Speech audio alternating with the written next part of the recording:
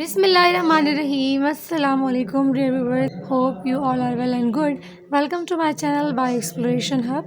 जैसे कि हमने फर्स्ट ईयर बायोलॉजी बुक में chapter number 2 biological molecule start किया हुआ है और हम लिपिड्स पढ़ रहे थे और लिपिड्स को ही कंटिन्यू करते हैं।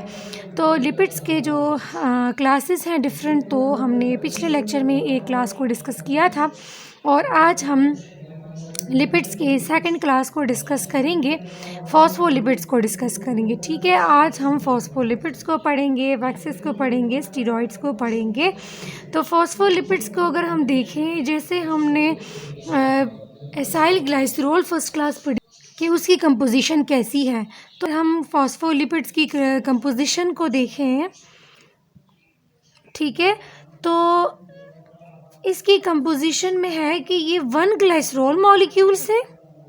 ठीक है, 1 glycerol molecule plus 2 fatty acid ठीक है, और अगर हम सारे ग्लाइसरॉल को रिवाइज करें तो उसमें 1 ग्लाइसरॉल था और 3 फैटी एसिड थे, जबकि यहाँ पर 1 ग्लाइसरॉल है और 2 फैटी एसिड्स हैं एंड 1 फॉस्फोरिक एसिड भी है एंड साथ में 1 फॉस्फेरिक एसिड भी है and they are usually link to some nitrogen group.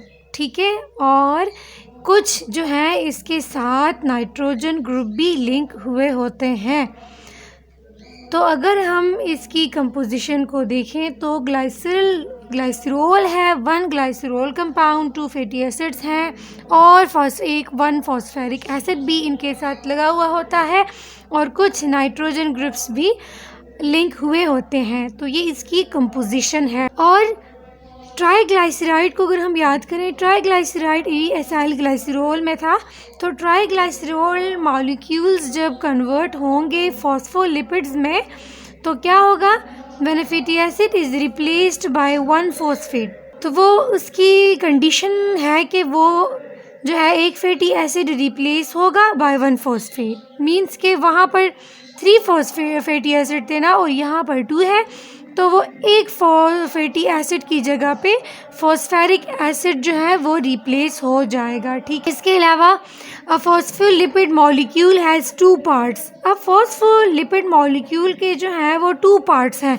तो कौन कौन से 2 पार्ट्स हैं? एक पोलर है, 2 पार्ट्स हैं। ठीक है, एक पोलर है, एक नॉन पोलर है। Phosphate had 2 parts. A phosphate head, it is polar and therefore soluble in water. इसका जो ये फॉस्फेट हेड होता है, ठीक है, वो पोलर होता है। तो जब पोलर होता है तो वो soluble in water होता है। ठीक है, पोलर जब होगा तो वो soluble in water। ठीक है, soluble in water। और दूसरी बात, हाइड्रोफिलिक भी इसे कहते हैं।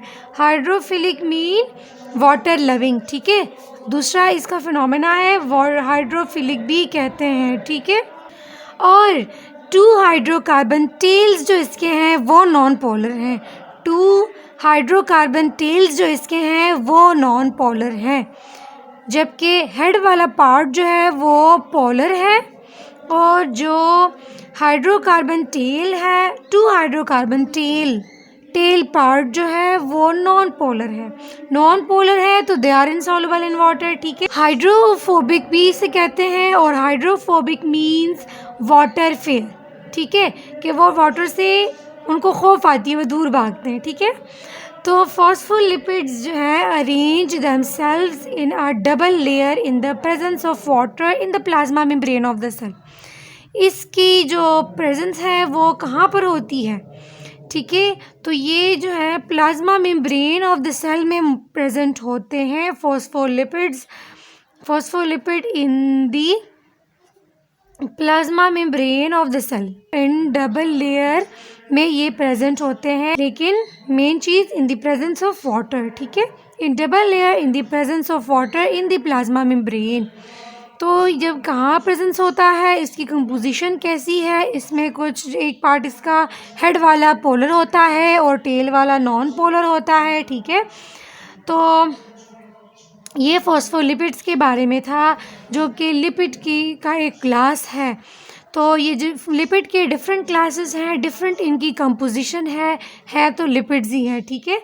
तो अब हम थर्ड वन क्लास को पढ़ेंगे जो कि है वैक्सेस। अब वैक्सेस हैं वो क्या कैसे हैं, तो waxes are formed by long chain fatty acid. अब यहाँ वैक्सेस में जो है long chain of fatty acid है, काफ़ी मिकदार में फैटी एसिड है, जो कि ऊपर हमने पढ़ा 2 फैटी एसिड प्रेजेंस है, यहाँ long chain of fatty acid होगा, ठीक है। Long chain of fatty acid होगा जो कि बॉन्डेड हुए होंगे in the form of long chain alcohol, ठीक है। अल्कोहल भी इसे कहते हैं, और they are solid at normal temperature. ये वैक्सेस जो हैं ये सॉलिड होते हैं एट नॉर्मल टेम्परेचर। क्यों? Because they are solid at normal temperature because they have high melting point. इसके लिए जो है वो मेल्टिंग के लिए मेल्टिंग पॉइंट जो इसका है वो हाई है, ठीक है। और दे आर हाइड्रोफोबिक। अब ये जो है वैक्सेस ये हाइड्रोफोबिक है। हाइड्रोफोबिक मीन वाटर फेयर, ठीक है, तो वो है ये, ठीक है। और इसके अलावा they are stable compound and are resistant to degradation. ये आप नोट भी कर सकते हैं, बिल्कुल मेन पॉइंट में लिख रही हूँ, ठीक है। और अगर लॉन्ग क्वेश्चन में आता है तो लिपिड्स के आपने सारे क्लासेस लिखने होते हैं, लेकिन शॉर्ट में इसके अलग अलग जो क्लासिफिकेशन है, जो मींस के सारे ग्लाइसरॉल, फॉस्फोलिपिड्स, वैक्सेस, इनके बारे में अलग अलग भी आप लिख सकते हो। इनकी कंपोजिशन का भी पूछ सकते हैं और फंक्शंस वगैरह भी, तो आपने हर एक पॉइंट को बिल्कुल क्लियर करना है। तो they are stable compound and are resistant to degradation. ये जो है एक स्टेबल कंपाउंड है और जो कि जो है डिग्रेड नहीं होता। रेजिस्टेंट टू डिग्रेडेशन मीन्स के ये डिग्रेड नहीं होते, इनमें इतनी रेजिस्टेंट होती है जबकि अनफेवरेबल इन्वायरमेंट हो, डिग्रेड हो जाए नहीं। ये जो है स्टेबल कंपाउंड है, थिक फॉर्म में होते हैं। They form water proof layer, ठीक है, ये एक वाटर प्रूफ लेयर करता है। ये इतना थिक होता है मीन्स के लीव्स होंगे, अगर आप वो लीव्स या कैक्टस का लीव अगर किसी ने देखा हो तो उसकी जो तह होती है वो कितनी हार्ड होती है, तो वो क्यों होती है? ड्यू टू द वैक्सेस, ठीक है। वो क्यूटिकल, थिक क्यूटिकल उनमें होता है, वैक्सेस उनमें होते हैं, तो एक वाटर प्रूफ के तौर पे ये काम करता है। और on the surface of some plant parts, और किधर किधर प्लांट्स के कौन से पार्ट में ये होता है, वैक्सेस प्रेजेंट होते हैं इन प्लांट पार्ट्स, तो लीव्स है, फ्रूट्स हैं, and in this way they reduce the rate of water loss, ठीक है। जैसे मैंने बात कर ली है कि मैंने कैक्टस के एग्जांपल दिया, तो वो डिज़र्ट्स में वो प्लांट्स होते हैं और उधर वाटर लेवल बहुत लो होता है, तो इस तरह वो हेल्प करते हैं, वाटर लॉस नहीं होता, reduce the rate of water loss, ठीक है। तो वो यही वैक्सेस हैं, लिपिड्स हैं। वाटर बैरियर वैक्सी लेयर ये देता है, generally cover bodies of some animals such as sheep and insects. और ये जो वैक्सेस हैं वाटर बैरियर वैक्सी, ठीक है, जिनमें वाटर लॉस नहीं होती, तो वो कुछ एनिमल्स में भी होते हैं वैक्सीज, लाइक उन्होंने कवर किए होते हैं डिफरेंट एनिमल्स की बॉडी को, ठीक है। तो उनमें से इसके एग्जांपल्स हैं इन एनिमल्स, तो वो है शीप्स है और इंसेक्ट्स हैं। अब अगर हम नेक्स्ट स्टेरॉइड को देखें, स्टेरॉइड्स को, ये 4th ऑन क्लास है लिपिड का, और ये भी मोस्ट इम्पोर्टेंट लिपिड्स हैं स्टेरॉइड्स। स्टेरॉइड का आपने सुना होगा, स्टेरॉइड हम काफ़ी जो है वो यूज़ भी करते हैं। तो steroids are lipid that do not contain fatty acid.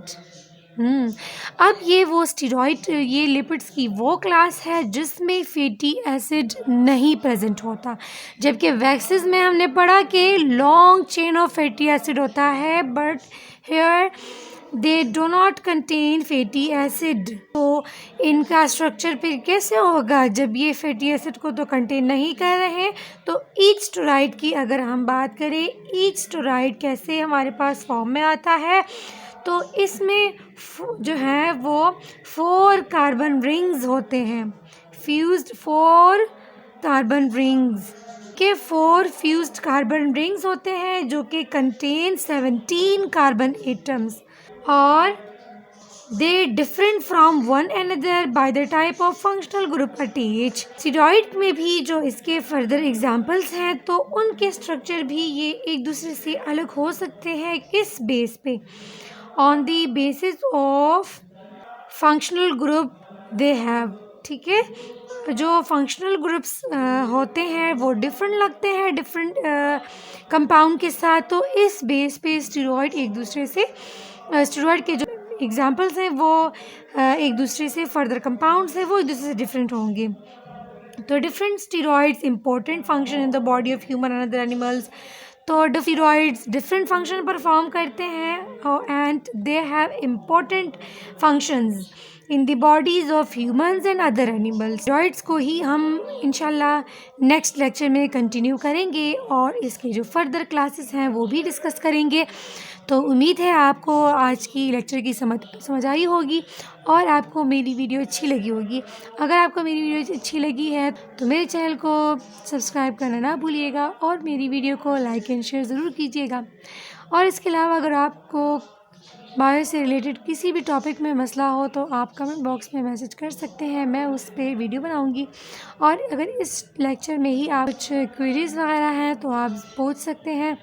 Okay ji, thank you, अल्लाह हाफ़िज़।